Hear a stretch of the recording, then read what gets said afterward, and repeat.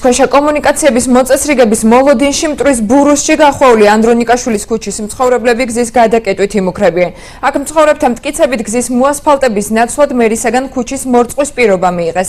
ტრაილერები კი, რომელთაც რამდენიმე თვის წინ ტერიტორიაზე გადაადგილება აეკრძალათ, ქუჩაზე მიმოსვლას კვლავაც განაგრძობენ. შინაგან საქმეთა სამინისტროს პრესსამსახურის განცხადებით, სატვირთო ავტომობილების მძღოლებს კანონდარღვევისათვის აჯარიმებენ, თუმცა უწყებაში არაფერს ამბობენ იმ დაზარალებულ მოქალაქეებზე, რომლებსაც სახლის კედლები ტრაილერების მიმოსვლის გამო დაებზარათ.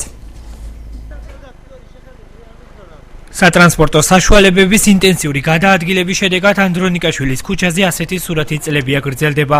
მტვერში გახვეული ქუჩის 1 კილომეტრიან მონაკვეთზე მდგომარეობას მძიმე ტექნიკის გადაადგილება ამძიმებს. როგორც ადგილობრივები აცხადებენ, მტვრის გამო ფანჯრების გაღებას ვერ ახერხებენ. მათი თქმით, შექმნილი სიტუაციიდან გამომდინარე ჯანმრთელობის პრობლემებიც გახშირდა. დგას საშინელი ბუღი, მტვერი, სუნთქვა არ შეიძლება, სიცოცხლე არ შეიძლება, სახლები დაიბზარა, პატარა ბავშვების პრობლემები აქვს ჯანმრთელობაზე ფილტვების გამო. ხო და ნუ გვაიძულებენ, რომ რაღაც ცუდ ზომებს მიმართოთ, რაც ქვია, ქუჩის გადაკეტვა, მანქანების არ გატარება და ასე შემდეგ. ძალიან ცუდ მდგომარეობაში ვართ. ისეთი მტვერი, ისეთი საშინელება, რომ ამდენი მაშინა, დიდი, პატარა ყველა ამ ქუჩაზე მოდის. ვერც ფანჯარა გაგვიხსნია. ვერც ბავშვები გარეთ ვერ გამოგვიშვია. იძულებული ვართ გადავკეტოთ ქუჩა. ადგილობრივებმა გზის მოასფალტების მოთხოვნით ბათუმის მერიას წერილობით გასულ წელს მიმართეს, თუმცა უწყებაში საპასუხოდ მხოლოდ ქუჩის მორწყვის შეთავაზება მიიღეს, რაც მათი მტკიცებით იშვიათად ხდება. ადგილობრივები მერიის შესაბამის სამსახურებს გზის მოასფალტებამდე ტერიტორიაზე მძიმე ტექნიკის გადაადგილების დროებით აკრძალვას თხოვენ.